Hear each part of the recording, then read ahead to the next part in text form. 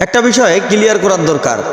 অনেকেই প্রশ্ন করে যে হুজুর শবে মেরাজ চলে আসলো, শবে মেরাজ উপলক্ষে কয়টা রোজা এবং কবে দিব, কি বারে দিব। এই প্রশ্ন বিশেষ করে এলাকার মা বোনদের মনে খুব বেশি থেকে যায়। হয়তোবা এলাকার মা বোনেরা আমাদের কাছে প্রশ্ন করতে পারে না, পুরুষদের মাধ্যমে প্রশ্ন করায়। তাই দর্শক শ্রোতা, আজকের ভিডিওটা সর্বোচ্চ শেয়ার করবেন, কেননা আজকের ভিডিওটি খুব গুরুত্বপূর্ণ হতে চলেছে। শবে মেরাজ উপলক্ষে কয়টি রোজা এবং কি তারিখে দিবেন, কি বারে দিবেন, এ প্রশ্ন যাদের মনে, তাদের প্রশ্নের উত্তরে একটা কথাই বলবো, ভাই শবে মেরাজ উপলক্ষে কোনো রোজা নেই। আবারও বলতেছে, শবে মেরাজ উপলক্ষে কোনো রোজা নেই।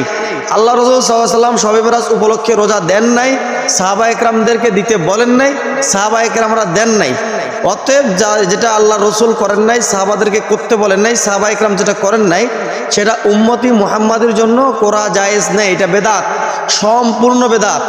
অতএব আল্লাহ তাআলা আমাদেরকে বেদাত মুক্ত থাকার মতো তৌফিক দান করবে, আমিন। ভাই শবে মেরাজ উপলক্ষে কোনো রোজা নেই, আপনাকে শবে মেরাজ উপলক্ষে কোনো রোজা দেওয়ারও প্রয়োজন নাই। হ্যাঁ, আপনি রোজা দিতে পারেন, শবে বরাত উপলক্ষে দিতে পারেন, অথবা রজব মাসেও আপনি দিতে পারেন, নিষেধ নাই। তবে শবে মেরাজ উপলক্ষে দেওয়া যাবে না, শবে মেরাজকে কেন্দ্র করে দেওয়া যাবে না। আপনি নফল রোজা রাখেন, রোজা রাখা অনেক ফায়দা, অনেক সওয়াবের কাজ, তবে শবে মেরাজ উপলক্ষে রাখা যাবে না। আশা করি কথাটা ক্লিয়ার করতে পারছি।